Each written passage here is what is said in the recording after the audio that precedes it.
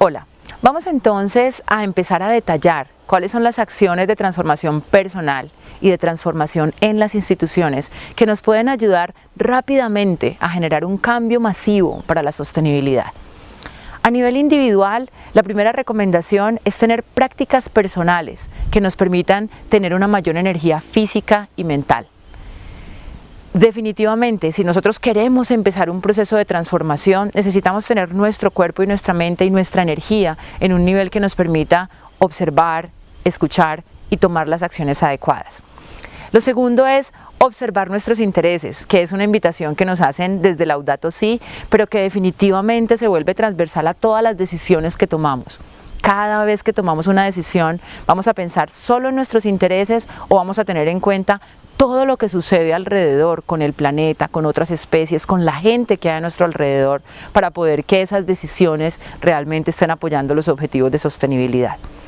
La tercera es transformar aquellos hábitos que nosotros tenemos pensando en nuestro bienestar, pero también, como decíamos ahora, en todos los seres que nos rodean.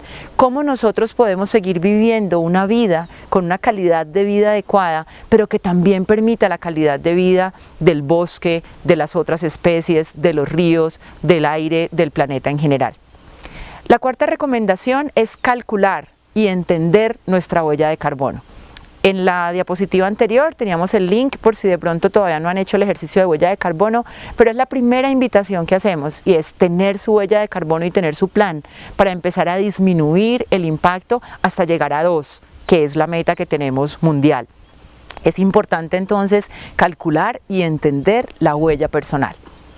El quinto punto tiene que ser asociado a cómo nosotros empezamos a generar esas metas en nuestro hogar de reducción de consumos, de energía, de agua, de generación de residuos, de consumo de materias primas y otros recursos. Para eso vamos a tener una serie de videos específica en cada uno, donde entregamos unos tips súper sencillos que se pueden empezar, de acuerdo a los recursos y a la capacidad que tengamos en cada uno de nuestros hogares, a transformar. Muchos de ellos son actitud, muchos de ellos son cultura. Algunos obviamente requieren inversión, pero siempre lo que decimos es, esperemos que algo se dañe. Si se dañó el bombillo ahorrador, lo reemplazo por un bombillo LED. Si se dañó la nevera, la reemplazo por una nevera eficiente, hago reparar la anterior y sigo haciendo parte del reuso como parte de la jerarquía de residuos. Entonces, de una manera racional, cómo nosotros empezamos entonces a disminuir ese impacto por consumo de recursos.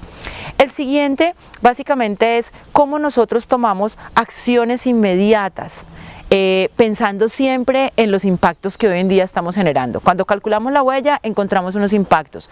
Hacer la lista, cuáles son las acciones que tienen que ver con mi alimentación, con mi vestir, con mi vivienda, con mi movilidad, que yo puedo empezar, si no bien a tomar inmediatamente, a planear para tener mi hoja de ruta personal.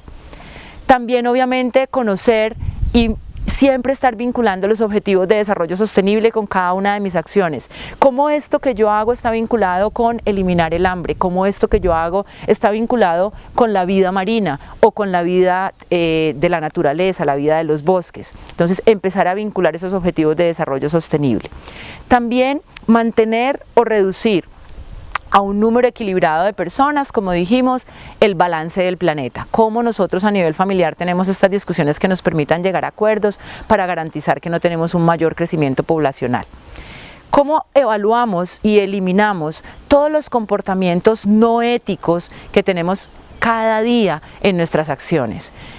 Desde una mentira blanca, como acostumbramos llamarlas, hasta una violación de norma. ¿Qué significa para nosotros a nivel familiar y cómo poco a poco vamos buscando esa coherencia? Porque definitivamente yo no puedo pretender que mi equipo de trabajo, yo no puedo pretender que el gobierno no tenga corrupción, no tenga comportamientos no éticos, si eso hace parte de mi día a día. Entonces, ¿cómo garantizamos que también trabajamos en ese punto? Y finalmente, ¿cómo respetamos y cómo aceptamos la diferencia? Porque a partir de esto es que podemos co-crear. Cuando yo entiendo que hay diferentes maneras de pensar, pero cuando creo en conjunto, a partir de la escucha, a partir de la observación, unos escenarios que nos permitan tolerancia, que nos permitan respeto, que nos permitan poder encontrar la sostenibilidad en el ámbito social desde la paz, en el ámbito ambiental desde menos impacto y en el ámbito financiero desde tranquilidad.